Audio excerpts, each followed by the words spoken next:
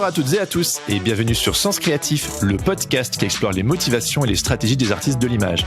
Je m'appelle Jérémy Kleiss. Je m'appelle Laurent Bazar et nous sommes passionnés par la créativité que nous considérons comme une quête initiatique. Sens Créatif, c'est un appel à l'aventure qui vient questionner nos certitudes, serpenter entre nos doutes et danser avec nos peurs sur le chemin de la créativité. Parce qu'au milieu du chaos, il y a toujours une opportunité à saisir, une nouvelle stratégie à transcender pour atteindre le sommet de la montagne, aller plus loin encore, se réinventer et recommencer. Pour nous aider à développer Sens Créatif, soutenez-nous sur Patreon. Cela vous donnera accès à la communauté du Patate Club sur notre plateforme Discord, à des mentorings collectifs et à des tas d'autres bonus pour vous permettre d'avancer dans votre carrière d'artiste freelance. Nous soutenir, c'est contribuer à faire de Sens Créatif un podcast indépendant et une ressource incontournable pour tous les artistes de l'image francophone. Salut Goué. Salut. Bienvenue sur Sens Créatif. Merci de m'accueillir, je suis ravie. Nous aussi. Et pas mal. Non mais en fait on est entre trois bavards. Ouais. Parce que tu es très bavarde, Goué. Ouais, ça fait quelques heures déjà qu'on discute, faut quand même le dire. Du coup, là-dessus, on a vraiment commencé déjà la discussion depuis un moment. Mais là, on démarre vraiment la discussion pour l'épisode. C'est ça. Ouais. Qui es-tu, Goué ? Oh là, la question. Qui je suis ? Merde, tu veux pas en poser une autre ? Genre, Si, on en a une autre. En fait, qu'est-ce qui te motive à sortir du lit le matin ? En plus de savoir qui tu es. Ah, ça c'est déjà mieux. Les milliards de trucs que j'ai à faire le matin me lèvent tout seul en fait. Les milliards de projets. Du coup, je fais du yoga et de la méditation. Ah, tu commences comme ça ? Ouais, je commence comme ça. Et puis aussi, je dois me lever parce que j'ai un enfant à m'occuper. Mais je fais du yoga, de la méditation. Je m'occupe de mon enfant pour aller travailler sur mes 1000 projets. Voilà ce qui me lève le matin. Du projet, on va en avoir des choses à se Tu vois ça comme des rituels, justement, enfin, ton début de matinée ? Ouais. Ben, si je fais pas ça, je suis pas là. Je suis éparpillée, brouillon.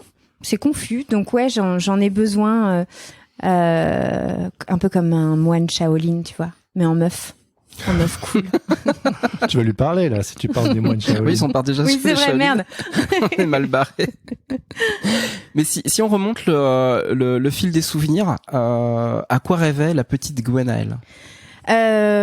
Vachement quand même de petits poneys et de Barbie, ça on va pas se mentir. Tu es habillée en rose complet en rose lit de vin. Ouais, voilà. Avec donc une petite poire. Ça passe, avec une petite poire jaune, voilà, et des boucles d'oreilles jaunes parce que j'avais ce truc de coquetterie déjà enfant. Non, moi j'étais très fille, très dessin animé, très Barbie. Dorothée, Club Dorothée. Club Dorothée, ce que je vous disais, ma babysitter qui est restée très longtemps, de nombreuses années à mes côtés. Mais elle a jamais été payée pour son babysitting. Et non, c'est ça, babysitter gratos. Je pense qu'elle est pas trop à plaindre. Non. Donc voilà, la petite Goué, elle rêvait de jouer en fait, de pas aller à l'école, surtout pas. T'aimais pas l'école ? Non, j'ai en fait, je ne savais pas à l'époque que j'avais un TDAH. C'était compliqué l'école pour moi parce que du coup, j'arrivais pas à me concentrer. J'étais toujours dans la lune, comme c'était écrit ou dit à mes parents. Donc non, c'était une contrainte. Ça me demandait des efforts. Puis je comprenais pas pourquoi fallait rester assise à écouter des trucs barbants alors qu'on pouvait jouer. Le nombre de TDAH qui sont passés sur le Sens Créatif, c'est... Il doit y avoir un rapport quand même avec les artistes. Avec la créativité, le fait de pas savoir choisir, d'avoir besoin de se canaliser comme ça, de faire un milliard de choses. Puis il y a un truc qui fait kiffer, tu vois, un truc où tu joues, un truc où t'es libre un peu. Voilà. C'est une quête de liberté finalement, nos métiers. Ouais. Eh bien, ça fait grave réfléchir parce qu'en fait, moi, je me suis jamais fait tester pour quoi que ce soit. Par manque d'intérêt, puis parce que j'avais pas forcément les signes, mais chaque fois que justement j'entends parler des personnes qui ont vécu ça, qui ont découvert en fait spécifiquement quel était leur mode de fonctionnement cognitif, et ben moi je me pose la question, je me dis mince, j'ai peut-être un mode de fonctionnement cognitif. T'es aussi barjot, pas compte. Moi je suis un peu barjot, c'est sûr. C'est possible, et moi j'ai appris qu'on se reconnaissait entre nous en fait. Ah ouais. Les gens qui avaient un TDAH ou une hypersensibilité prononcée, ce qui est mon cas, se reconnaissaient entre eux. Donc intuitivement, quand même, on est attiré par les mêmes profils. Est-ce que c'est pour ça que tu es venu nous faire un petit coucou ? Mais certainement, puisque ce que je vous expliquais, c'est que oui, ce dont vous parlez dans ces émissions me résonne énormément chez moi, pas que à mon endroit d'artiste, mais à mon endroit d'humaine sensible. Ouais. Et en quête de soi. C'est quoi cet endroit d'humaine sensible ? plus cette question de quête de soi quand tu parles de là je vais bugger sur tu vois là typiquement clic on m'a perdu quête de soi voilà ça y est j'ai perdu le fil on passe à autre chose. Moi aussi tu m'as fait bugger. Tout le monde a perdu le fil. Bah oui, si tiens, c'est moi qui vais te le ramener. Ah non, point de sensibilité, ton humanité. C'était ça. Mon humanité. Non, mais en fait sur la question justement de qu'est-ce qu'on vient chercher dans notre métier d'artiste, pourquoi on fait ça. C'est en fait souvent ce dont vous parlez ne parle pas de nos disciplines artistiques à proprement parler, mais plutôt comment on essaye d'être soi à travers ce qu'on fait. Moi, je me rends compte que je fais pas que m'amuser quand je dessine, je me cherche un peu et d'ailleurs, j'essaye de créer des outils qui m'aident à la connaissance de moi-même quelque part.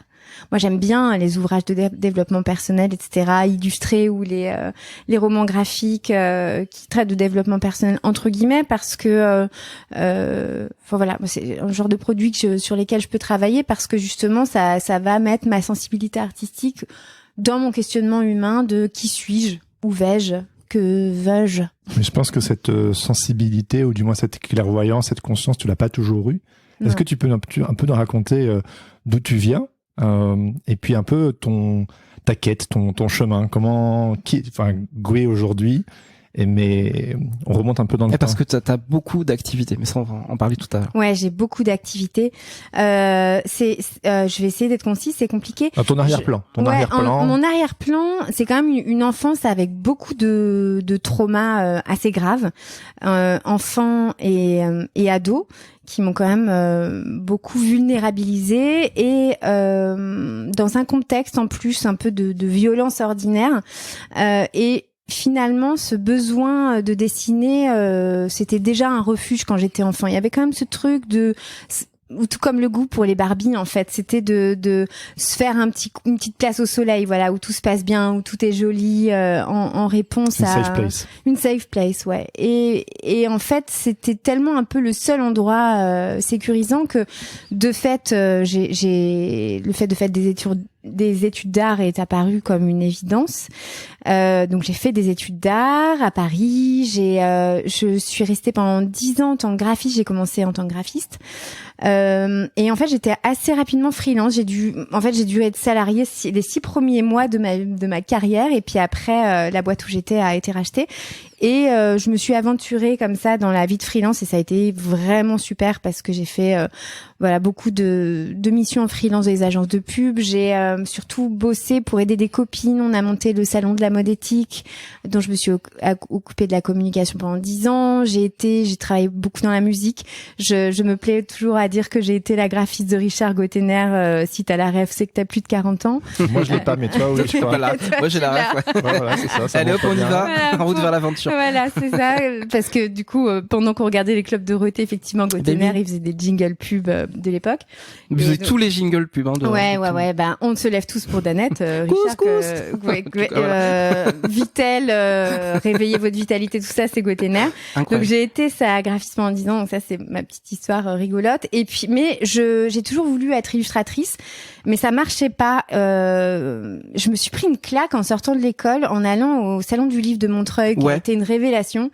Et ça m'a mis une claque en me disant, mais je suis pas du tout au niveau. Et vraiment, je suis partie en pleurant et en me disant, je suis pas du tout prête, quoi. Mais vraiment, il y a eu un truc qui m'a inhibée de voir tous ces talents. T'avais la vingtaine, là. Ouais, j'avais la vingtaine. Qu'est-ce que tu penses qui te manquait, à part évidemment l'assurance et la légitimité? C'était quoi vraiment en détail? Qu'est-ce qui t'a fait ce vertige? Je pense qu'il me manquait encore du talent que j'avais pas. C'était en germe, c'était en gestation, c'était fragile, ça se cherchait.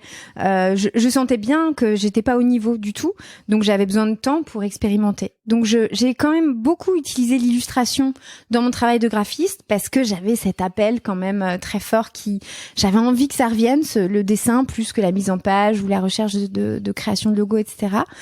Et t'avais déjà le goût. Ouais. Andy sur Creative sûr, Pep Talk, il parle souvent de ça. Ouais. On a le goût, on a déjà un bon goût. The taste. De taste qui est développé. The taste. Mais the taste. Mais après, il manque le travail. Ouais. Le travail, La pratique. la pratique, la discipline.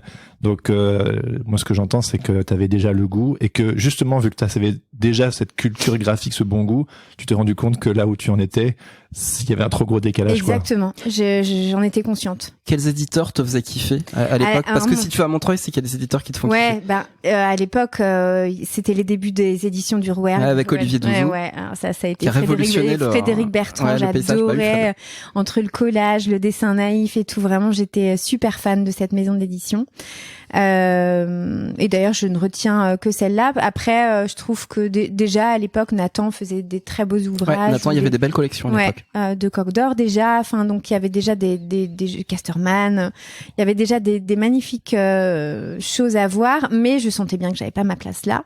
Donc j'ai commencé à bidouiller de mon côté. Et puis le graphisme a pris vraiment beaucoup de place. Ça a vraiment super bien marché.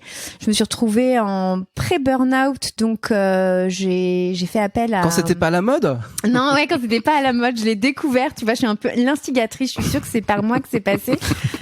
On te remercie. Ouais, je sais, pardon. Bravo. Écoute, faut essayer des trucs, mais ça marche pas. Je suis d'accord. Et donc, je me suis associée avec une amie qu'on a monté Monique Design. Donc, c'était vraiment un binôme de filles graphistes qui faisaient des trucs de filles dans la mode, etc. Et la musique, tout ça. Et en fait, au bout de quelques années, ma coéquipière, Bérangère Starin, qui se reconnaîtra, est partie faire 1 an le tour du monde et donc m'a laissé les clés de la boutique à nouveau toute seule. Et là, j'ai vraiment fait mon burn-out parce que toute seule, on n'arrive pas à faire le boulot de deux. Et en fait, ça m'a mis une deuxième claque. Je devais avoir la trentaine en me disant putain, elle court le monde, c'est génial ce qu'elle fait. Moi, je suis là à faire mes petits logos dans mon petit appart. J'ai vraiment une vie de merde. Donc, je l'ai très mal vécu et je me suis dit bon, si tu veux te sortir de cette sinistrose, vas-y, fais-toi plaisir, fais vraiment de l'illustration jeunesse. Et donc j'ai commencé à faire des paper toys et comme j'ai travaillé pour la mode éthique, le salon de la mode éthique, il y avait la marque Coq en pâte. Je sais pas si vous connaissez, qui est une marque pour enfants éthique qui fait des fringues super jolies, qui démarrait et qui était très relayée par la presse. Et en fait, Coq en pâte m'a donné ma chance et a édité des paper toys chez eux. Et comme ils sont très visibles, et du coup là, moi, ça a complètement démarré avec ça. Et du coup, la marque de jouets Jeannot m'a appelé derrière et donc a commencé à me commander un jouet, puis deux, puis je suis restée 10 ans avec eux. Donc voilà, j'ai complètement basculé dans l'illustration très rapidement. En 1 an, j'ai eu des commandes parce que j'étais visible. Voilà. Puis aujourd'hui, j'en suis là.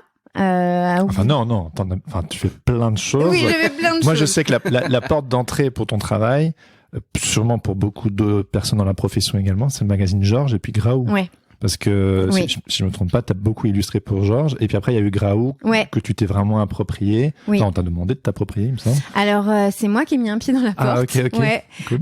Parce que du coup, effectivement, je travaillais, je faisais des petites illustrations comme ça, ponctuelles pour le magazine Georges. On a reçu Anne-Bénédicte Schwebel sur le podcast. Ouais. T'as écouté cet épisode? Oui, bien sûr que j'ai écouté, évidemment. Et Anne-Bénédicte, justement, comme leur maison d'édition est à Lyon et que j'ai emménagé à Lyon au même moment, on a vraiment sympathisé de plus en plus et j'ai sympathisé vraiment avec toute l'équipe, dont certaines personnes sont devenues des amies. Et au fil des discussions, j'entendais qu'il y avait quand même la volonté de créer le petit frère de Georges, mais qu'il y avait une grosse lacune de temps. Et j'étais là, c'est bien ça, c'est plus pour moi. Moi, j'ai vite compris que mon style était très ciblé petite enfance. Petite enfance, ouais. Et là... C'est chiant ça, non?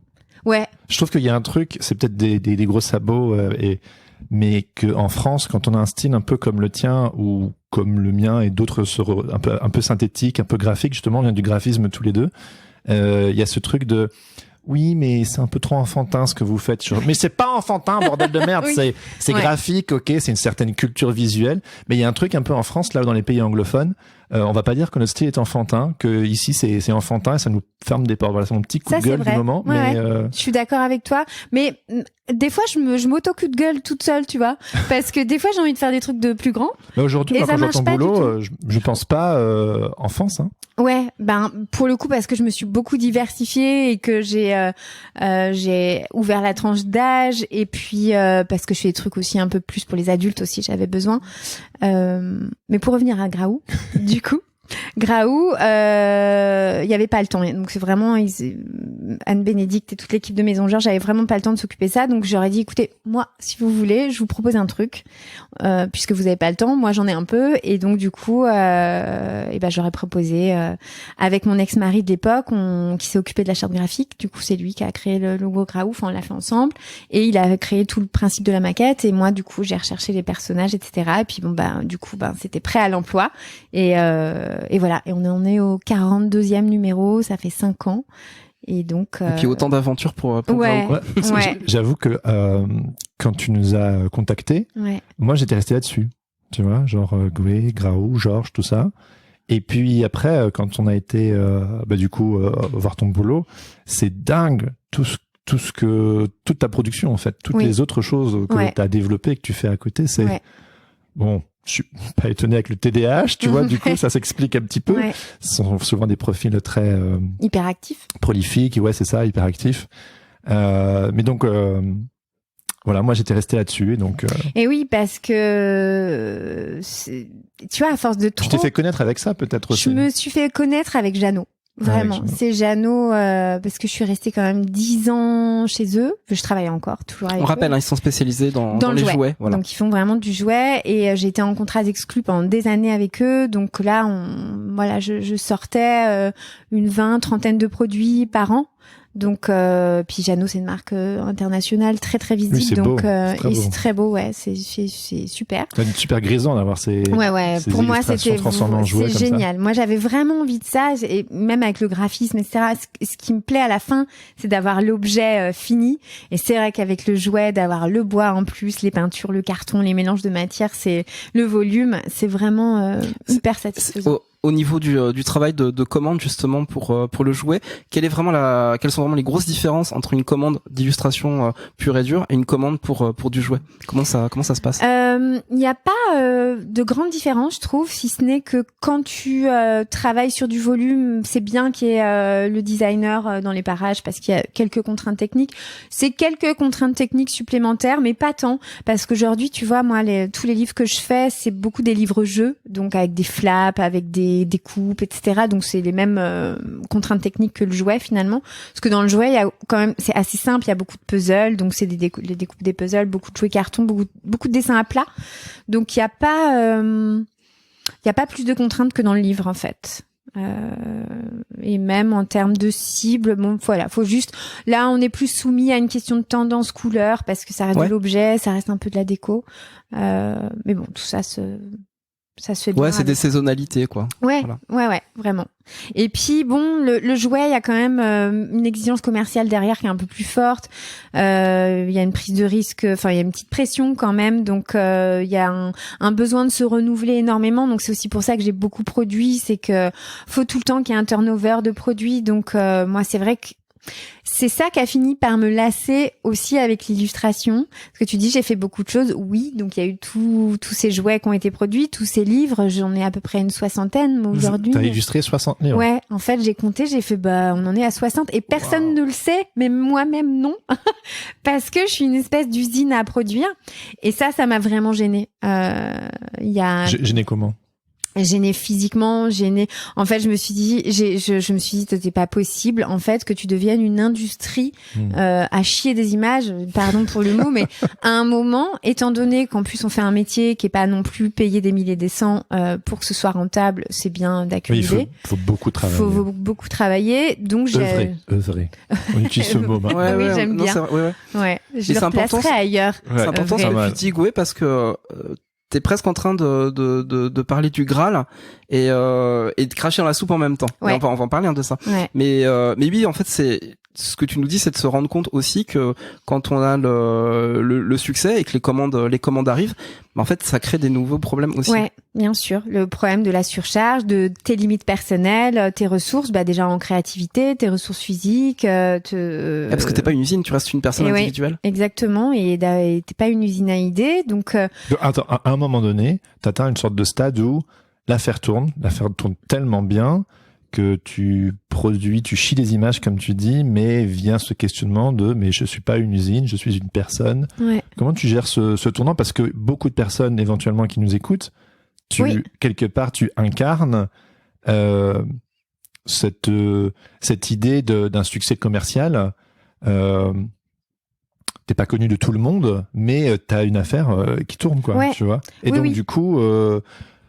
Voilà, comment t'as vécu ce moment-là, j'ai cru que j'allais faire un deuxième burn-out.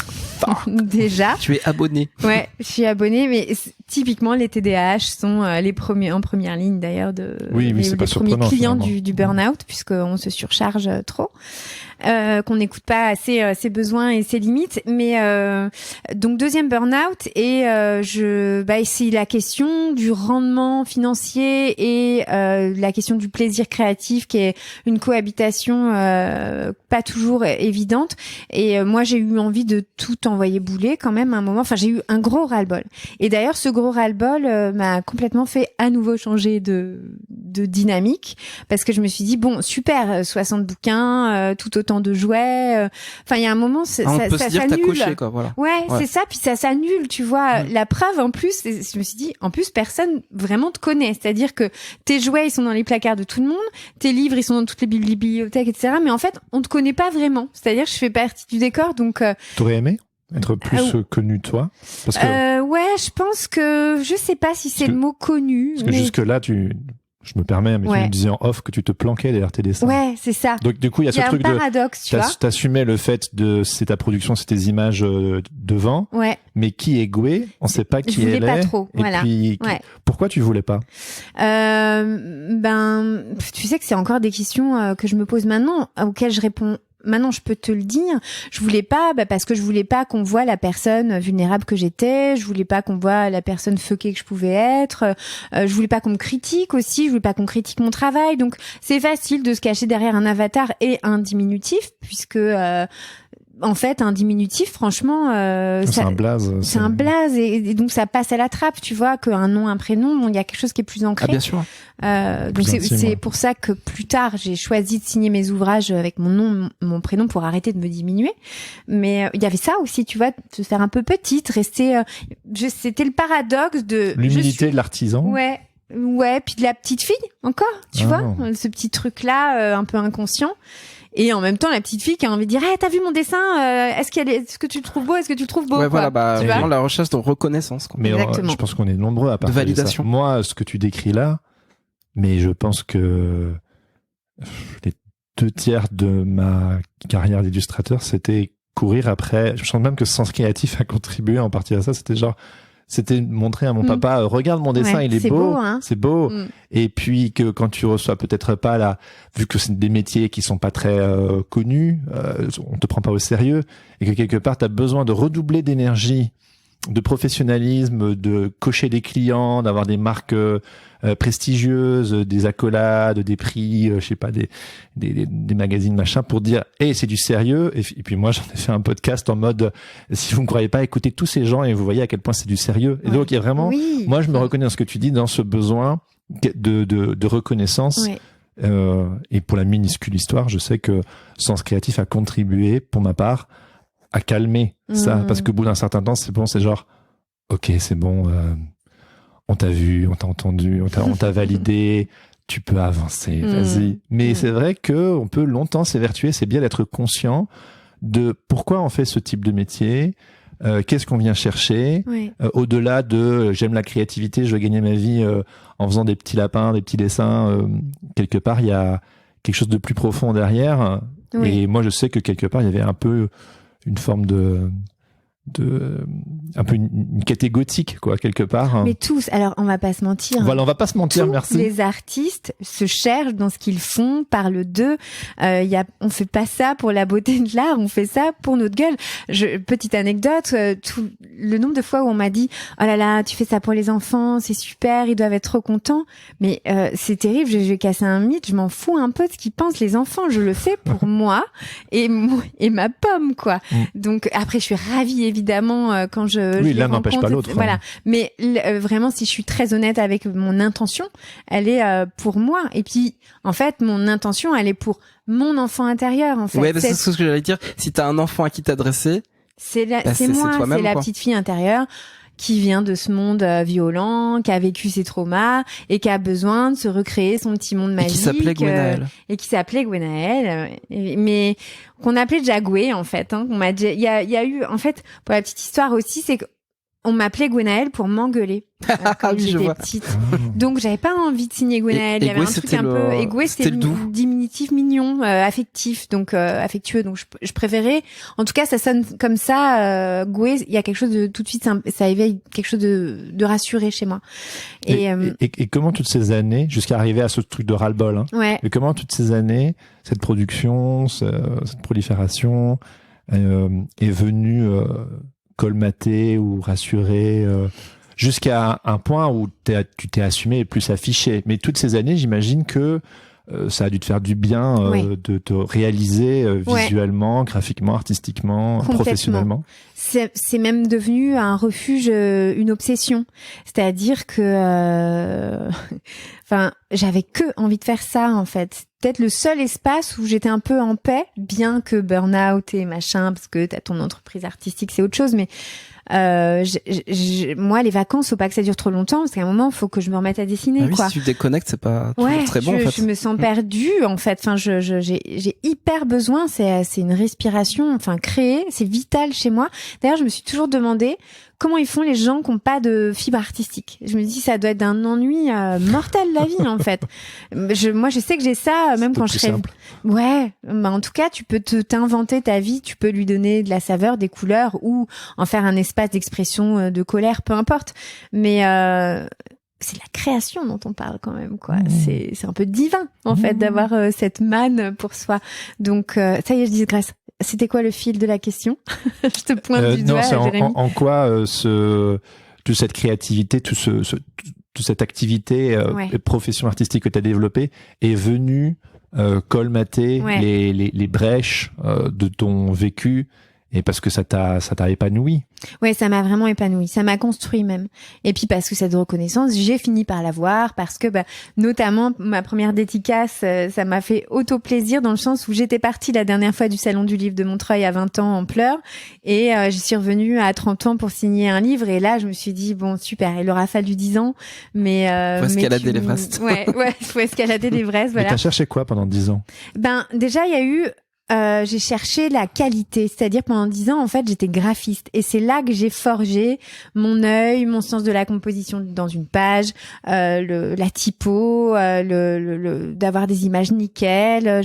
J'étais à l'école en fait quelque part. J'ai cherché mon style pendant 10 ans, et je me suis essayée sur des supports qui étaient moins dangereux, entre guillemets, où on se met moins en avant puisqu'on est graphiste, donc on signe pour une marque, on est derrière. On est au service du projet. Ouais, c'est différent.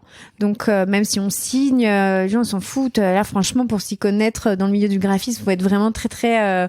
Bien sûr, les rockstars du graphisme sont appréciés des aficionados du graphisme. Voilà, c'est ça. Stéphane Zagmeister, tout ça.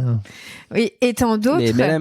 Mais en tout cas, tes parents, ils connaissent pas. Que par exemple, ils vont quand même connaître un peu Sampé ou Hergé, tu vois, en dessin. Mais c'est vrai que pour le graphisme, là, on en perd beaucoup. Mais en tout cas, j'ai vraiment fait mes armes en ce qui concerne travailler le visuel. C'était une quête d'excellence. Ouais, je sais pas si c'était conscient ça, tu vois. Après moi, je dois avoir ce truc très je suis hyper exigeante, hyper perfectionniste. Donc oui, ça devait être mené par une quête d'excellence. Et il s'avère aussi que j'étais entourée de gens très bons, quoi. Enfin, j'avais mon ex-mari était un excellent graphiste, toujours un excellent graphiste. Voilà, j'ai travaillé avec beaucoup de potes qui bossaient chez Publicis. J'avais beaucoup de potes street artistes. J'avais beaucoup d'amis illustratrices brillantes, et c'est toujours le cas. Bah, on parlait de goût, de culture graphique, ouais. C'est complètement ça. Et ça tire vers le haut, en fait. Enfin, ça challenge en tout cas. Donc il y avait aussi un truc, envie de faire sa place dans des coudres, et puis d'essayer de mettre un peu qui je suis là-dedans, sans faire du comme fait tout le monde, quoi, entre guillemets. Donc je me cherchais aussi beaucoup. C'est quoi du comment fait tout le monde? Mais non, je pense que quand on démarre, enfin, d'ailleurs, il y a un sujet dans les écoles d'art qui s'appelle à la manière d'eux. Au début, on cherche un peu voilà, c'est pas ses mentors, mais c'est rôle modèle. C'est rôle modèle, voilà. Je cherchais, merci. Et on a envie de faire un peu comme eux. Puis en plus, le métier de graphiste, c'est vraiment un métier à la mode, quoi. Faut être oui, c'est cool. C'est cool, et puis il faut quand même être dans des tendances, etc. Donc c'est très branché, mais bon, ça se débranche très vite aussi. Mais donc je me cherchais entre ce qu'il faut déposer dans la tendance, et en même temps le petit appel de fond personnel qui a envie d'y mettre sa patte quand même un peu Barbie, un peu girly, un peu truc qui me caractérise. Donc, pourquoi? Bah je sais pas, c'est comme ça en fait. Je suis très très fille. Enfin, c'est des codes qui sont malgré moi en fait, que j'assume, qui m'ont gênée à un moment, parce que ça peut vite être pointé, moqué, justement, quand on fait des trucs mignons, quand on fait des trucs pour les petits ou pour les filles. Déjà la manière dont je le dis, ça peut être vite caricaturé. Je peux te poser une question à la con. Fille ou femme? Ben maintenant, femme en fait, c'est-à-dire qu'il y avait tout ce volet-là. J'ai cherché la petite fille que j'ai pu faire jouer pendant hyper longtemps avec l'illustration jeunesse, jusqu'au ras-le-bol, où j'en ai marre d'être toute seule dans mon coin, j'en ai marre de faire des trucs pour les enfants. J'ai quand même bientôt, enfin à l'époque j'allais sur mes 40 ans, j'avais aussi cette femme qui avait besoin aussi de s'exprimer dans l'illustration et dans la vie, et donc j'ai encore pris un virage. J'ai des sets de 10 ans en fait, voilà. 10 ans graphiste, 10 ans illustratrice, et là depuis que j'ai 40 ans, j'ouvre un nouveau volet où là on est plus du tout chez les enfants en fait. Alors comment t'as vécu la crise et comment elle s'est transformée? La crise, elle a convergé avec ce ras-le-bol dont je vous ai parlé, avec T'avais tout coché sur ta bucket list. Ouais, voilà. T'as eu fait 2 burn-out, t'en as marre d'être dans l'ombre. Ouais. T'as suffisamment eu des clients de qualité et t'as pu affiner ta patte pour te dire now it's my time. Yes, c'est ça.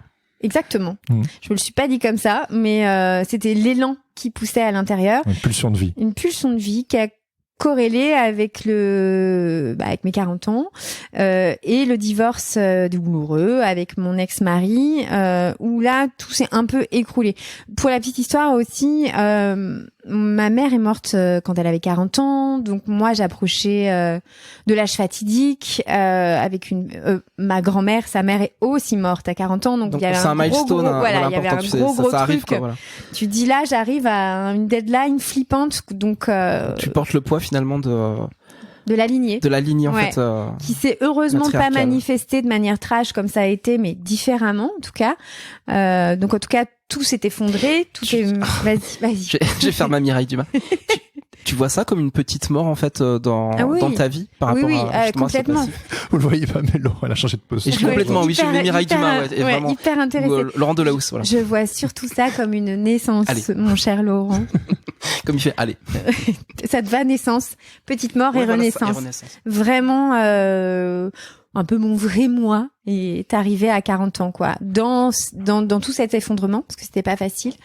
Et donc, entre, une grosse remise en question professionnelle, une grosse remise en question, personnelle, parce que 40 ans, parce que célibataire, parce que, à 40 ans, pour l'instant, alors, ça change depuis pas longtemps, mais, la femme qui vieillit n'a pas bonne presse. On nous véhicule des images en fait de passer 40 ans, voilà, la femme devient invisible, que ça va être de plus en plus difficile de trouver un compagnon. Enfin, donc avec des angoisses pas possibles, je me suis dit mais merde, je vais me retrouver toute seule à m'autogérer. Puis en plus quand on sait que les femmes sont quand même en première ligne du seuil de pauvreté en France.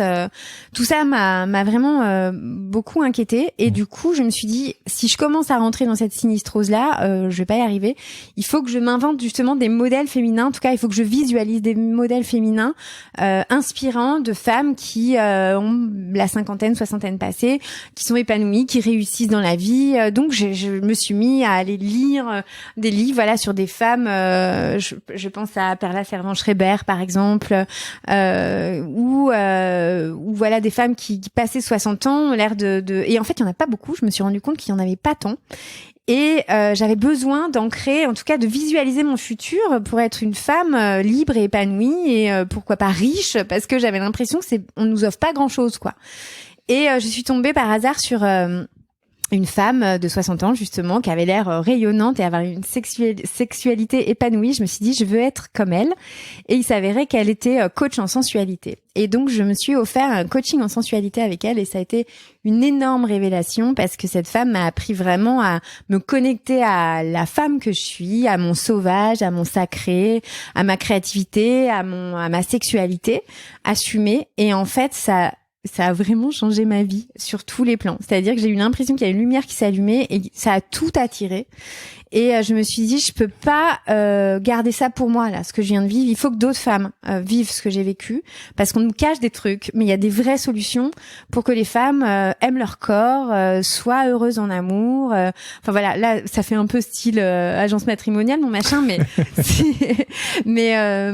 mais vraiment, enfin, ça a bouleversé ma vie et donc je me suis formée. J'ai demandé à cette femme qu'elle me forme au coaching en sensualité pour que je puisse partager aussi ça autour de moi. Et donc, il a fallu que je me forme au coaching de vie, etc., etc.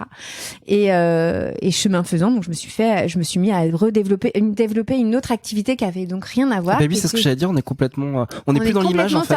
On est complètement dans l'image. Alors, tu continues d'en faire. Je continue d'en faire. Alors, je continue, oui, parce que ça, c'est mon objectif de cette année, c'est faire des choix. C'est un moment de pas tout faire. Voilà. Mais moi, je faisais encore tout. Donc, je continuais l'illustration jeunesse. Cela dit, c'est bien de dire que tu peux cumuler, tu n'es pas obligé de switcher complètement. Non, et il faut pas. Voilà. C'est pour ceux là qui nous écoutent et qui se disent ouais, moi aussi j'ai trop envie d'être autre chose, infirmière, sage-femme, doula, alors que je suis plasticienne. Faites les deux en même temps, mais pas ne lâchez pas la proie pour l'ombre parce que ça voilà, c'est long à mettre en place. C'est fastidieux, mais c'est possible. C'est carrément possible et en fait c'est hyper enrichissant parce que moi là ça y est j'avais un peu toutes les palettes de qui je suis. Nous sommes tous multifacettes, multipotentiels et en fait ça nous sort de la frustration que de pouvoir expérimenter tous nos talents. Jérémy, tu sais de quoi je parle, tu fais ton podcast et t'es illustrateur. D'ailleurs, tu lâches ton activité d'illustrateur. Mais voilà, moi je pense que donc ça a marché cette histoire parce qu'il y a beaucoup de femmes en fait qui cherchent à développer tout leur potentiel, etc. Et voilà, donc j'accompagne parallèlement et j'utilise ma patte du coup d'illustratrice pour communiquer sur cette activité de coach. Je m'en sers aussi beaucoup parce que j'ai découvert dans mes affres et mes angoisses existentielles que j'ai rencontrées avec cette naissance, mort et renaissance. J'ai découvert, alors là, attention, je vais perdre la moitié des gens, un pan plus ésotérique de la vie, mais avec les oracles, avec le tarot de Marseille, avec le travail de Jung sur l'inconscient, etc. Et d'ailleurs, l'oracle est une manière de ramener aussi à l'image, puisque c'est complètement. Et ça marche très bien, ce moment-là. Ça marche hyper bien. Le tarot aussi. Hein. Et le tarot aussi, c'est, en fait, on est un héritage de symboles en vérité, quoi. Moi, c'est ça ce que j'ai compris. La vie nous parle par symboles ancestraux, en fait.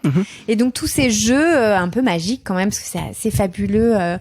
Je trouve que c'est des jeux extraordinaires pour la connaissance de soi. En tout cas, moi, ça m'a beaucoup guidée pour m'aider à m'équilibrer en fait dans cette période difficile.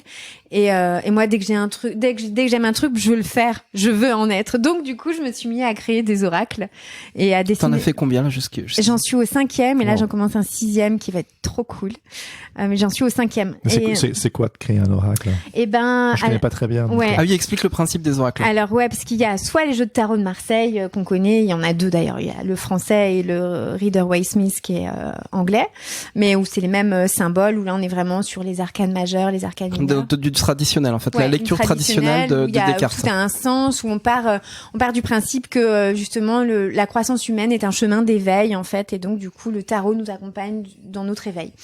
Et les oracles, c'est un peu, c'est des outils un peu du même acabit où vraiment on va tirer des cartes en fait, des images symboliques qui vont résonner avec qui nous sommes. Alors c'est assez magique. Par contre, c'est ouvert les oracles, c'est-à-dire qu'en fait, ton travail d'écriture d'autrice sur les oracles, en fait, tu peux partir sur la thématique que tu veux, raconter l'histoire que tu veux dans l'oracle. Ouais. Et alors là, j'ai eu des trucs un peu mystiques avec les oracles parce que les deux premiers que j'ai faits, je les ai que dessinés. Donc là, c'est une chamane en fait qui avait écrit les textes et donc moi j'ai que illustré.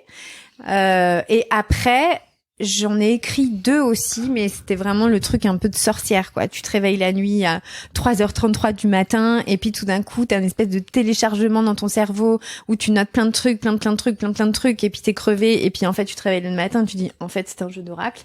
Donc là, il y a un truc un peu, tu vois, mystique, quoi. J'ai fait 2 fois cette expérience sur les 2 oracles que j'ai écrits, et que j'ai dessinés. Donc ça, c'est vraiment,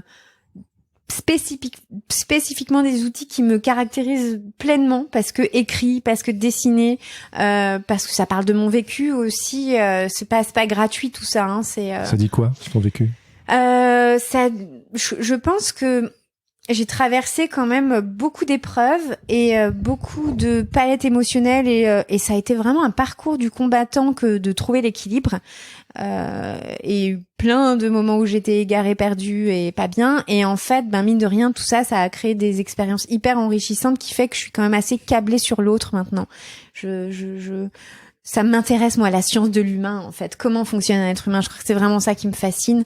Absolument. Et je me rends compte qu'on a aussi plein de points communs. On a des émotions communes, on a des blessures communes, et tout ça, ça sert, en fait, dans un jeu d'oracle pour, dans le cheminement des autres, parce que, il y a plein de gens qui sont perdus, ne savent pas exactement comment ils fonctionnent, qui ont besoin aussi, beaucoup de gens, répondre à des injonctions familiales, tu sais de quoi je parle aussi, ou à des injonctions sociales, et donc du coup se perdent en route ou ne se sont jamais trouvés. La question du sens de la vie, c'est quand même une question qui nous unit pour beaucoup. Et je trouve que l'oracle permet vraiment d'aller plonger dans sa vérité, son authenticité, mieux se connaître. Et du coup, ça me fait ultra kiffer de faire des outils comme ça parce que là, j'ai l'impression que ce que je fais a du sens. Je crois que dans tout ça, j'avais vraiment besoin de trouver un sens à ce que je fais. J'avais envie j'ai envie d'œuvrer. Je l'ai placé. J'ai mis œuvrer. 2 points. Œuvrer pour la vie, tu vois. Œuvrer pour les autres, œuvrer pour la vie, voilà. Donc aujourd'hui, j'ai vraiment à cœur, d'ailleurs, maintenant je le choisis. Je choisis mes batailles et je choisis mes projets et il faut vraiment que ça ait un sens pour les autres et pour la vie. Il faut que ça serve ça.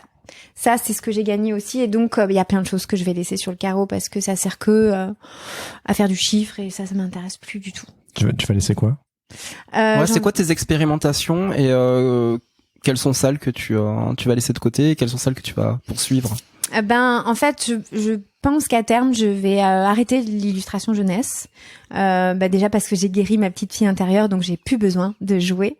Ça, c'est une case cochée. Oui, c'est marrant parce que une boucle. Et moi, ce que je trouve fascinant dans ton parcours, c'est que t'as coché des cases. Au départ, ce que tu pensais être l'idéal, t'es allé le cocher. Et quand tu as coché ces cases-là, tu t'es rendu compte qu'en fait, il y avait des autres cases à cocher derrière, comme si t'avais des collines à passer à chaque fois et que ça te révélait quelque chose. Tu voulais dire, Jérémy? Ce que je trouve aussi super intéressant, ce que tu dis, c'est que pour beaucoup de personnes, les carrières artistiques sont une fin. Quelque part, c'est un objectif. Oui. Que dans ce que j'entends, ce sont des chapitres, des étapes qui te permettent de passer. C'est un moyen, pas une fin. Ouais. Et on en parlait en off juste avant, de créer pour se trouver, créer pour transcender. Create to unfold your inner self. Et c'est chouette parce que du coup, il y a parfois des personnes qui quelque part peut-être guérissent leur enfant intérieur, rencontrent du succès et qui font ça bien. Et puis après, c'est une affaire qui tourne Bon, toi, le fait que tu as un TDAH, ça t'a sûrement pas aidé à tourner en rond, donc du coup, tu as besoin de bouger. Mais où il pourrait y avoir un truc un peu ronronnant, un peu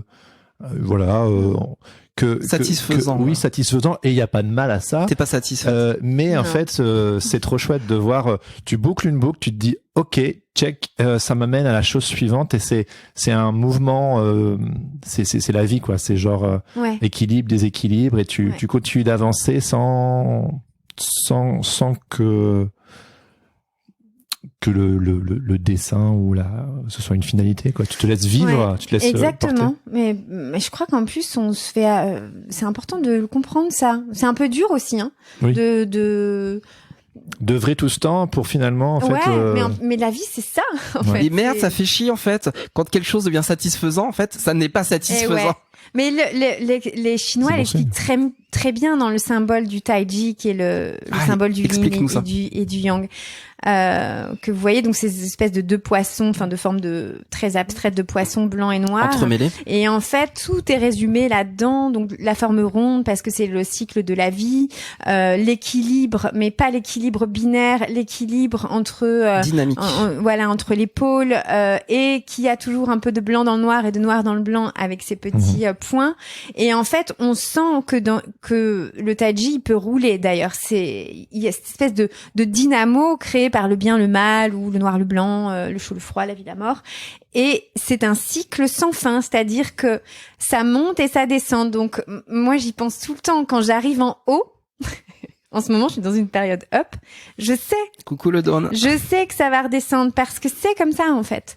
C'est même, et donc ça sert à rien de lutter D'où contre. le fait d'accepter en fait et d'être en accueil. Exactement. Bah, c'est moins douloureux, entre guillemets, ou en même temps, quand on est en bas, on est bien content de savoir que ça va pas durer. Mais voilà, je sais plus quel philosophe disait, bah, c'était Socrate qui disait, la seule certitude que j'ai, c'est que y a rien de stable. Enfin, elle est complètement nulle ma citation. Mais vous avez on voit l'idée. vous voyez, La seule l'idée, ça va certitude me qu'il a, c'est revenir. qu'il a aucune certitude. Oui, voilà, c'est Et ça. du coup, Exactement. Voilà, merci. c'est rassurant de savoir que Ouais. que c'est pas rassurant. Et c'est comme ça, en fait. Il y a rien. En tout cas, la vie est un éternel mouvement. Des fois, c'est bien. Des fois, c'est chiant. Mais c'est la vie, c'est mais comme la ça. vie. Autant Ouais. l'accueillir le plus Ouais. tôt Et possible. puis de se laisser, du coup, quand on accueille comme ça, quand on accueille le jeu de ce mouvement infini, ben on peut aussi se laisser surprendre par le cours des choses, là où ça nous amène. Moi, je trouve ça cool de dire oui quand même si des fois c'est fatigant. Moi, j'ai envie de dire oui à ce qui est proposé. Le grand oui à la Ouais. vie. Et puis ça challenge quoi. Enfin, alors moi je flippe tout le temps. Je deal avec la peur en permanence. Je me sens jamais à la hauteur, etc. Mais en fait, c'est quand même ultra enrichissant et de dire oui à des trucs qui font flipper pour au moins connaître la nouveauté tout le temps et puis se découvrir des facettes de soi qu'on n'imaginait pas. C'est quoi qui te fait flipper là? Enfin, je dis en ce moment. En ce moment, qu'est-ce qui me fait flipper? Bah, encore une fois, la charge de travail que je me suis mis avec des des projets mais d'une envergure dingue sur des délais complètement courts où il y a une partie qui sait qui peut y arriver, puis une autre qui dit tu vas encore cramer tes cartouches, mais on verra bien. J'ai dit oui, donc voilà, c'est la peur de manquer de temps. Voilà, ça c'est toujours ça, ma grosse peur qui me court après en permanence. Quand c'est pas la peur de manquer tout court, d'ailleurs en général. Mais bon, ça, je pense que c'est une peur commune Ouais, à c'est bien à partager. ouais, d'entre nous. C'est pas facile, je trouve. La peur de manquer, surtout aussi dans ce type de métier où il faut, pour tirer son épingle du jeu, bonjour les galériens. Soit être extrêmement doué, soit énormément devoir travailler, et c'est souvent un mix des deux, pour vraiment joindre les deux bouts. Ouais. Enfin, nous, on a tout le temps défendu le fait que on peut décemment gagner sa vie en faisant ce type de métier, mais que faut sortir les doigts et que c'est pas toujours simple. Mais voilà, cette peur de manquer, on l'entend avec toutes les personnes qu'on côtoie, que ce soit pour le podcast ou la quête, notre formation ou nos auditoristes, ou cette peur de manquer, elle nous prend à la gorge comme ça, tout le monde, et puis parfois ça nous pousse à prendre des mauvaises décisions. Ah oui. On va accepter des jobs Ouais. et tout, Ouais, ça, qui c'est vrai. finalement vont pas dans notre ikigai. C'est les putains de vraies questions. Ouais, et du coup, par moment, il faudrait renoncer, mais tu sais, t'as rien Ouais. derrière, Ouais. t'as peur de manquer, c'est chaud, quoi. Alors tu crois que t'as rien derrière, mais comme la vie Ah bah oui, cool, c'est le en futur. fait, ça remplit toujours. Mais ouais, c'est ces histoires de peur de manquer. Et en même temps, je m'en suis rendu compte sur un des moultes travail thérapeutique que j'ai pu faire. Où moi, j'avais l'impression que c'était ma bête noire, la peur de manquer. Et j'ai vu dans ce travail thérapeutique à quel point c'était mon souffle de vie. C'est le truc qui me botte le cul, c'est le truc qui me lève le matin, c'est le truc qui me force à pas m'endormir sur mes lauriers. En fait, Tu l'as yin-yangé. Ouais, je l'ai yin-yangé, je l'ai vraiment, en tout Tourné cas, comme je une l'ai crêpe. transcendé. Cette peur de manquer, je me suis dit, en fait, elle est hyper motrice. Donc, quand j'ai à nouveau des grosses flips comme ça, qui peuvent m'étreindre souvent en début d'année, parce que faut tout recommencer à zéro et qu'on sait jamais oui. si ça va marcher, etc. Il y a quand même une autre petite voix qui dit, écoute, tu sais tu sais pas quoi. C'est ce qu'il dit à Christian Junot. Christian Junot, ouais. Il dit je suis insécure et c'est ok. Ouais. Oui, Je oui. suis sécure, même avec et sans savoir comment ça va se passer. Et c'est ok. Et c'est ok. Et ça, j'essaye de me le répéter régulièrement. Ce sont des mantras. Ouais, ce sont des mantras, ouais, que je me répète pour le coup. Et des mantras qui sont holistiques, c'est-à-dire qu'en fait, ils prennent un pôle et l'autre pôle. Voilà, Pour nous mettre en blanc situation. de neutralité et Voilà, retrouver l'équilibre. Effectivement, en fait, tout est souffrant quand on lutte contre une partie. Tout comme quand on lutte contre l'ennui ou quand on garde un projet parce qu'on a peur de manquer. Et en fait, on est en lutte contre un truc qu'on n'a plus envie de faire. Enfin, alors que on a toujours à gagner quelque chose quand on lâche. Mais qu'est-ce que ça fait peur? Comment t'as fait pour lâcher et pour accueillir ces parties de toi plus compliquées? Alors déjà, j'accepte de chialer. Hein, ça, c'est clair. Moi, les larmes, c'est quand même très aidant. Tu faisais pas avant? Ah si, je suis une... T'es une chialeuse. Je suis une chialeuse, ouais. Ouais. Mais là, tu chiales en conscience. Maintenant, je chiale en conscience, ouais. Je sais que ça va me faire du bien parce que ça va sécréter des hormones et tout, que après je vais aller beaucoup mieux. Mais non, mais j'ai juste, je sais que je suis courageuse, en fait. Parce que j'ai pas eu le choix. Souvent, il y a vraiment ce truc de t'es en haut du plongeoir, il fait 30 mètres, faut y aller, alors tu recules, mais en fait derrière ça s'écroule et en bas l'eau est froide, de toute façon faut y aller. Donc je sais pas c'est quoi ce déclencheur qui fait que tu sautes, mais si ça s'écroule derrière, de toute façon, faut y aller quoi. Bah, c'est l'instinct de survie à l'envers en fait, parce que l'instinct de survie en général il nous fait nous protéger. Et éviter le danger, ouais. Mais quand il s'inverse parce que le danger est omniprésent, bah du coup l'instinct de survie nous pousse à aller vers l'avant, à faire le premier pas. C'est l'instinct le de saut vers survie qui l'inconnu. fait ça. Ah ouais, bah ouais, c'est Bah ça. si, en c'est fait. forcément, Ouais, c'est ouais, comme tu disais, forcément c'est ça. encore le yin yang, c'est Ouais. en fait il s'inverse Ouais. et il nous pousse vers la bonne solution en fait parce qu'on en fait t'en écoutes avec ton instinct. Ouais. Et si t'as pas cette connexion là finalement avec ton inner Oui. self, Oui. bah c'est là où en fait tu t'arrives des Ça, je merdes. suis d'accord, ouais. C'est cette histoire du contrôle, en fait. C'est un subtil mélange de pas enfin voilà, je te dis ça, moi je suis une contrôle fric devant l'éternel. Bon Dieu, j'en ai deux devant moi là. Bah moi, faire du podcast, ça m'a aidé à lâcher prise. Ouais. Genre Tu maîtrises pas tout. pour moi, je crois vraiment que les 3 premières années de Sens Créatif, c'était essayer de percer le secret du mystère au chocolat avec toutes ces personnes que j'allais rencontrer. Genre comment vous faites en fait pour produire toutes ces merveilles là que vous produisez et souvent ce qui ressort c'est cette sorte de lâcher prise Ouais. auquel je crois que je n'ai jamais réussi à accéder. C'est la Vraiment. quête de Willy Wonka. Ah oui? Bah ouais, parce que Willy Wonka est ce personnage fantastique, merveilleux et qui produit du chocolat, tout le monde l'idolâtre. En réalité, le gars il est complètement fucked up derrière quoi. Ah ouais? Ah, faudrait que j'aille le voir. Ah oui. J'aime trop. Voilà. Bah donc moi j'ai trouvé plus de lâcher prise, de spontanéité, Ouais. cette énergie, cette pulsion de vie dans par exemple ce qu'on est en train de vivre là. Ouais. Tout en ayant toujours une grande affection pour l'illustration évidemment, mais j'entendais toutes ces histoires c'était là quoi, c'était l'évidence dans leur production et je me suis rendu compte que c'est que au fur et à mesure je me suis dit mais en fait ce que tu cherches Jérémy c'est du lâcher prise. Dans le lâcher prise il y a quelque chose de libre. de beau, de libre, de vulnérable, de tu t'ouvres aux possibilités, t'as les mains ouvertes, t'es plus dans le...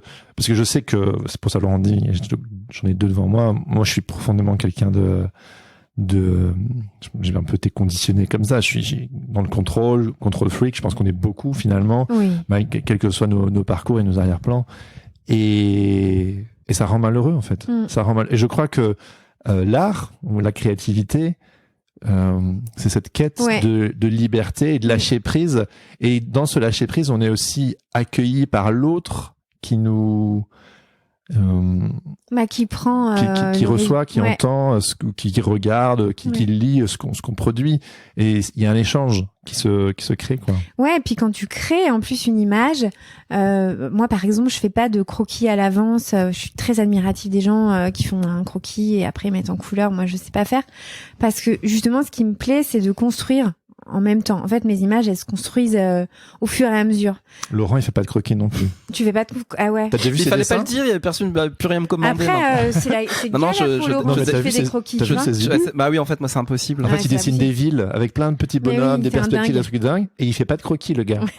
Il fait tout un peu comme. Il a un monde intérieur. Bah, non, mais J'ai en fait, jamais compris, hein. Ça fait 10 ans que je le connais. Je ne sais pas comment tu fais. Hein. bah ouais, parce qu'en fait, je mentalise et après, j'ai besoin Un de peu faire. comme dans Minecraft, tu sais, quand t'avances, tu sais, il y a un espèce de décor flou, puis les trucs, ils apparaissent, les blocs, ils Ouais, apparaissent je pense que ça fonctionne derrière. comme ça dans ma tête en fait. Ouais. Et du coup, moi, c'est en faisant que je trouve les solutions. C'est pas en les imaginant. Bah ouais, à l'avance, j'y arrive moi pas, c'est en fait. pareil en fait. Pareil, me chercher des couleurs, non. Moi, j'ai besoin de les poser. En fait, pour moi, tout est de la pâte à modeler tout le temps. Ouais. La vie, c'est de la pâte à modeler. Ah, j'aime Voilà. bien. Mais ouais. Et ça fait flipper les gens avec qui je travaille. C'est pour ça que je le dis pas trop. On a Moi aussi, cramé ton je fais pas de secret. crayonner Non, non plus, je fais voilà. pas de Et crayonner. Jérémy m'a apprivoisé là-dessus.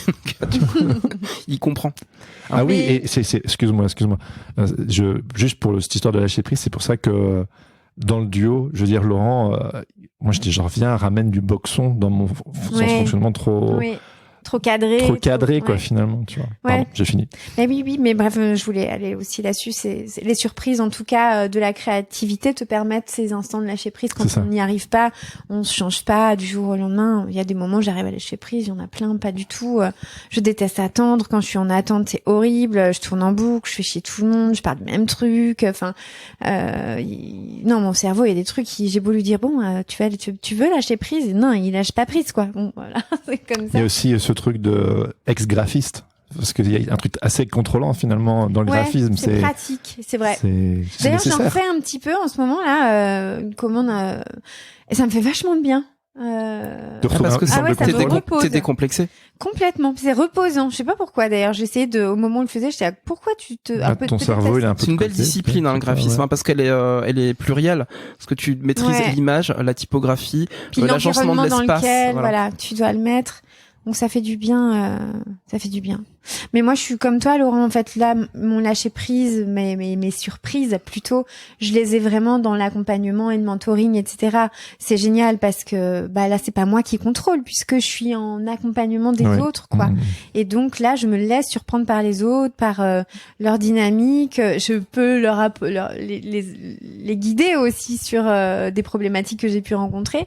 Mais ça c'est fabuleux, un peu comme ce que tu fais. Bah ça tu peux pas maîtriser ce que les autres vont te renvoyer, ce dont ils ont besoin, comment tu vas les accompagner d'après leurs besoins du moment. Ça c'est trop cool. Vraiment j'adore. Parce qu'après avoir accompagné une centaine de femmes en coaching de sensualité, tu as décidé d'aller attaquer la créativité. Ouais. Et c'est marrant les détours, c'est ce qu'on disait à table, les détours, les circonvolutions qu'on fait des fois pour revenir à un endroit mais plus ajusté. Tu te retrouves, ouais, mais différente. Exactement, puis à un autre endroit, c'est-à-dire que après avoir accompagné toutes ces femmes et avec 99% de réussite en tout cas à chaque fois, donc j'ai eu besoin aussi de longtemps expérimenter pour m'assurer une légitimité, un certain Tu professionnalisme. te formes beaucoup aussi, hein, il faut le préciser. Ouais, je me forme beaucoup, ouais. Je suis supervisée, je formais à beaucoup de techniques et je continue. J'arrêterai jamais, d'ailleurs, je pense. Et donc, parmi de mes accompagnements, je me suis rendu compte que en fait, c'était ça allait de soi qu'il fallait que j'accompagne les femmes artistes. Alors maintenant, je dirais artistes parce que j'aimerais bien accompagner des hommes aussi, mais là, c'est parce que j'étais très dans un public féminin et parce que je me suis rendu compte qu'il y avait beaucoup de femmes artistes qui déjà me sollicitaient en coaching en sensualité. mais certainement parce qu'il y a une part chez moi d'artistes dans lequel elles se reconnaissent. Et donc, je me suis dit que maintenant, j'avais absolument tout. Ça fait quand même 25 ans que je suis en freelance. J'ai une belle expérience professionnelle en tant qu'artiste derrière moi et maintenant une belle expérience de coach. Et je me suis dit, je vais mettre tout ça au service, justement, des artistes parce que vraiment, moi, la valeur de la beauté, après la liberté, c'est la deuxième. C'est hyper important, la beauté, pour moi, c'est vraiment c'est vital. Et ce monde, il est pas beau. Et donc, voilà où je vais placer le mot œuvrer une troisième fois. Ma contribution au monde, elle est là, en fait. C'est-à-dire de permettre, en fait, d'accompagner les autres artistes à sortir de leurs limitations qui sont personnelles, qui sont financières, qui sont artistiques, etc. Il y en a plein pour que un maximum d'artistes puissent œuvrer pour la beauté dans ce monde, parce qu'on en a hyper besoin. Pour moi, c'est un vrai vecteur de paix sociale, de mieux vivre ensemble. Et donc, c'est vraiment de cette intention et dans cette mission-là que j'accompagne les artistes maintenant. C'est pour leur donner une grande place qu'ils méritent vraiment d'avoir, en fait, et dont le monde a besoin. Voilà. J'en suis convaincu aussi. Et donc pour ça, tu as créé un programme. Ouais. Est-ce que tu veux nous expliquer en quoi il consiste, comment il fonctionne, à qui il s'adresse? Effectivement, donc là je suis très contente, c'était aussi ma célébration que je partage, donc parce que ce programme va être en plus financé par l'AFDAS. Mais donc j'accompagne les artistes à vivre de leur art, et quand je dis vivre de leur art, je prends la dimension non artistique et artistique. Moi, j'arrive à un endroit où en fait on va rétablir ensemble, ou remettre du sens, ou remettre de la structure, qu'elle soit financière, qu'elle soit artistique, qu'elle soit logistique, qu'elle soit organisationnelle, et aussi développer son vrai savoir-faire et le faire savoir, parce que du coup c'est bien beau d'avoir un savoir-faire, mais il faut le faire savoir. Donc aussi aller vraiment travailler sur la com, etc. Donc en fait c'est une manière holistique de s'utiliser en tant qu'artiste et d'être un peu son propre branding, et surtout de pas perdre de vue. Je les accompagne vraiment à se recentrer sur ce qu'elles sont. Je dis elles, parce que j'ai que des clientes, mais je rappelle que les hommes sont les bienvenus dans mon programme. Le message est passé. Voilà, le message est passé. Vraiment remettre du sens et de la structure pour pouvoir faire leur big project, parce que tous les artistes là qui nous écoutent ont tout un gros machin au fond du bide qui a envie de s'exprimer au monde, et qui n'a pas. Alors certains ont la chance de pouvoir le faire vivre, d'autres moins, parce que faut ramener de l'argent, parce que la vie ça passe vite, parce qu'il y a les enfants, parce que j'ai pas le temps, parce que plein de raisons. Et en fait c'est comme ça qu'on dérive en fait de ce qui nous anime vraiment. Donc moi je prends un peu tout le package pour permettre de remettre de la puissance là-dedans. Et tu proposes aussi de prendre le temps. Ça, c'est hyper important, parce qu'en fait, on ne prend pas le temps de se poser ces questions-là. Mais non. Ouais, c'est beaucoup, en fait, mon accompagnement, effectivement, je vais avoir j'ai assez peu de théorie, mais il y a beaucoup, un peu comme ce que vous faites dans la quête, C'est le même principe. C'est vraiment à chaque séance, on va faire des outils, en fait, qui vont permettre des prises de conscience, les épiphanies.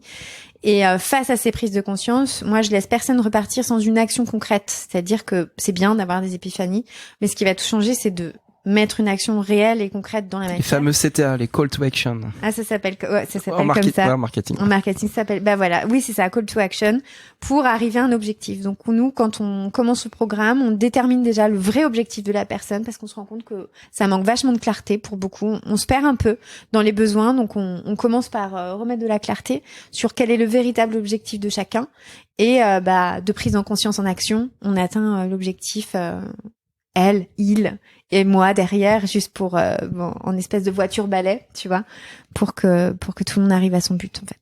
Je trouve que c'est très touchant, ce genre d'initiative, parce que c'est vrai que pour parfois plein de raisons qui nous dépassent et qui sont légitimes également, mais on peut parfois avoir l'impression de passer à côté de sa vie.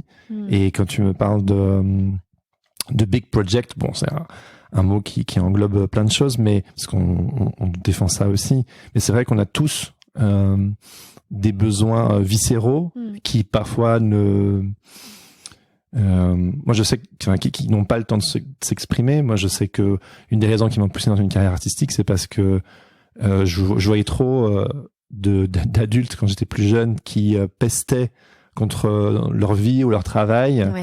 Après, qui l'ont probablement fait aussi pour des raisons qui qui sont les leurs et qui sont compréhensibles aussi, peut-être pour donner un avenir à leurs enfants ou parce que ils ont besoin de se réaliser ou de sécurité. Enfin, il y a plein de choses. Et puis on est une autre génération, mais moi j'étais genre, mais en fait, peut-être on est une génération qui veut le beurre et l'argent du beurre, et c'est parfois pas facile aussi à articuler. Mais là où je veux en venir, c'est souvent avec Laurent, on parle aussi du fait d'identifier ses besoins. Souvent le big project, comme tu l'appelles, quelque part ce qui se cache derrière, c'est un besoin viscéral, et que s'il n'est pas adressé,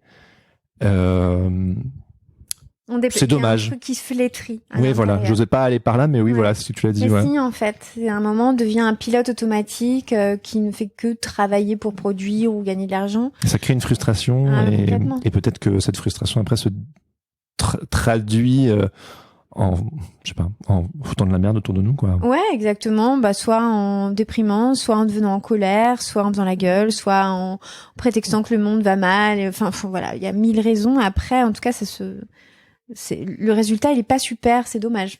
Et si ça a envie de pousser, c'est que ça a envie de pousser. Et c'est vrai que des fois c'est confrontant parce que il y a un truc qui pousse et qui a l'air de pas être du tout raccord avec la vie qu'on a actuellement. Donc c'est encore une fois le courage est un peu un élément fondamental quand on est téléguidé comme ça par des envies.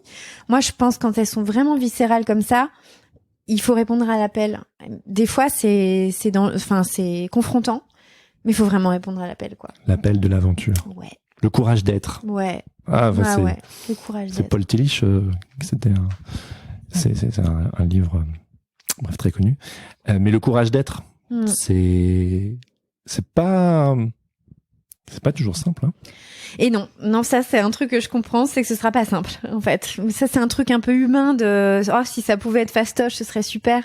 On en revenait d'ailleurs à nos discussions, Laurence, sur aussi quand on accompagne les gens, certains arrivent avec en demande d'une recette toute faite, mais il y en a pas en fait. C'est ta propre cuisine. Il y en a pour 1 an ou 2 ans. Ouais. On peut faire une recette pour 1 an ou 2 ans. Mais c'est pas du long terme. Chier aussi. L'idée c'est vraiment déjà, moi ce que j'aime c'est de redonner les clés de bagnole à chacun, la pleine autonomie et surtout la pleine fantaisie, parce qu'on est tous un peu fantaisistes en fait, quoi. On est tous un peu fantasmes. Ouais, on est tous un peu. On a tous un pins de poire. Un petit peu zinzin. Oh, ça va, hein, c'est mignon. Mais il est super mignon, j'adore, je kiffe. On est tous un peu zinzin, tu vois, ce petit côté zinzin de chacun, c'est cool qu'il existe vraiment. Et en fait, le plus difficile, ça va être de dépasser l'obstacle des peurs qui seront tout le temps là aussi. De toute façon, ça aussi, ça partira pas. On aimerait bien, hein, moi j'aimerais bien trouver le truc anti-peur, tout fastoche, mais je crois que... Il faut apprendre à composer avec. En fait, qu'on décide de les affronter ou pas, ils seront toujours là. Donc autant apprendre à... Alors justement, je vais peut-être revenir sur le mot affronter, mais plutôt apprendre à les apprivoiser et à danser avec. Et aussi souvent, la peur est un vecteur, je le dis fréquemment, mais je le répète, c'est que si t'as peur, c'est bon signe.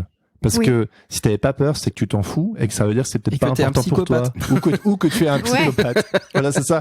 Mais si tu flippes, pour moi aujourd'hui c'est un indicateur. C'est un indicateur il y a peut-être quelque chose à aller chercher. Complètement.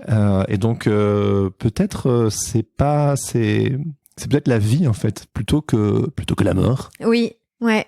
Je sais plus où j'avais lu ça, effectivement, que là où se cachent tes peurs, c'est là que se trouve le chemin. Oui. Ce qui fait chier, hein, parce que, je veux dire, si on passe au crible chacun nos peurs, moi, il y a des fois, je me dis, non, c'est pas possible que là, il y ait un chemin, ça m'étonnerait, quoi. Tu vois, par exemple, moi, je n'ai pas du tout envie d'expérimenter le dépouillement. Et ça se trouve, peut-être qu'il y a une expérience derrière le dépouillement. Ça veut dire quoi pour toi, le dépouillement? Le minimalisme, tu veux dire? Non, le dépouillement, puisque je revenais à la peur de manquer, mais moi, une de mes plus grosses peurs, ce serait de me retrouver sans le sou, sans maison. Bon, je pense que c'est une peur qu'on a beaucoup, hein. Mais c'est là où j'ai la limite sur cette phrase de me dire, je suis pas sûre que cette peur-là, j'ai foncièrement besoin de l'expérimenter, tu vois. Ah, tout à fait. Oui, bien sûr. Ouais. Enfin, j'aimerais pas, mais bon, bref. Mais si t'étais amené à l'expérimenter. Oui, il y a des gens qui vivent dans le dépouillement et qui le vivent très bien. Ouais, je pense aussi. Hein. Mais c'est vrai qu'on n'est pas obligé de tout vivre ou tout expérimenter juste pour le fait que j'ai peur, je vais tenter. Ouais, non. Ça a ses limites. En tout cas, la peur, elle sert aussi à ça. Comme tu dis, on n'est pas des psychopathes, elle sert à mettre un cadre. Pour pas faire des choses de manière complètement kamikaze. Tu disais tout à l'heure que tu voulais retrouver du sens dans ton travail, quelque part, ce voyage que tu nous as raconté, c'est un peu ça. Quel sens aujourd'hui a ton œuvre? Mon œuvre. Ta vie, qu'est-ce que... Ah bah merde, je me pose beaucoup de questions, mais celle-là, je me l'étais pas posée. On est sur sens créatif. Oui, on est sur sens créatif. C'est vrai que c'est des questions que je me pose. Si, moi, en ce moment, au fond de tout ça, je cherche la joie en fait, et le jeu et l'amusement. C'est ça que je cherche. C'est que ça devienne un mode de vie. Alors, je suis plutôt quelqu'un de joyeux, mais pas toujours non plus. Mais je cherche à m'en servir comme d'un violon, quoi. Tu vois, d'être virtuose de la joie.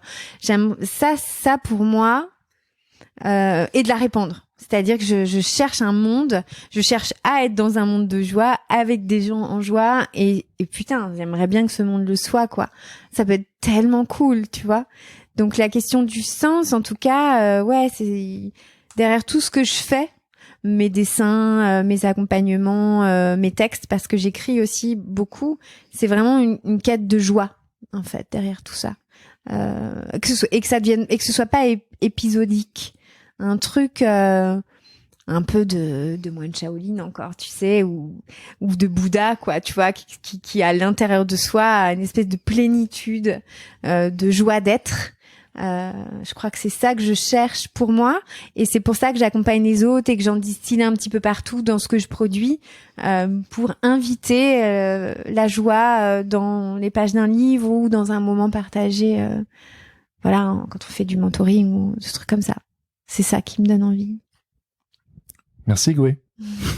Avec joie. C'était une putain de avec bonne plaisir, conclusion. avec joie. Bah à bientôt alors. À bientôt, merci Ciao, Goué. beaucoup, merci. C'était notre discussion avec Gwenaëlle Dudek. Merci Goué pour cet échange foisonnant sur le sujet de la quête de soi et des expériences enrichissantes qui nous câblent aux autres, comme tu le dis si bien. Un petit coucou à Anne-Bénédicte Schwebel et toute l'équipe de Maison Georges. Vous pouvez retrouver Goué dans les numéros de Graou ou encore découvrir ses oracles aux éditions Le Duc et Hachette. Et ne manquez pas son incroyable programme d'accompagnement en créativité intitulé Vivre de mon art. Retrouvez tous les liens dans les notes de cet épisode.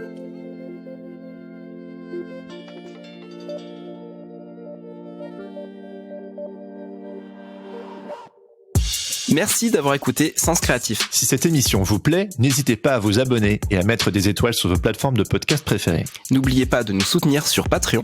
Vous pouvez aussi partager l'épisode avec vos amis ainsi que sur vos réseaux sociaux. Un grand merci à Adrien Guy pour l'habillage sonore de ce podcast. Retrouvez toutes les infos sur le site www.senscreatif.fr, sur notre serveur Discord ainsi que sur Instagram @senscreatif_podcast. Si vous avez des commentaires ou des idées pour des invités, n'hésitez surtout pas à nous laisser un message. Sur ce, on vous donne rendez-vous au prochain épisode. Everything is connected.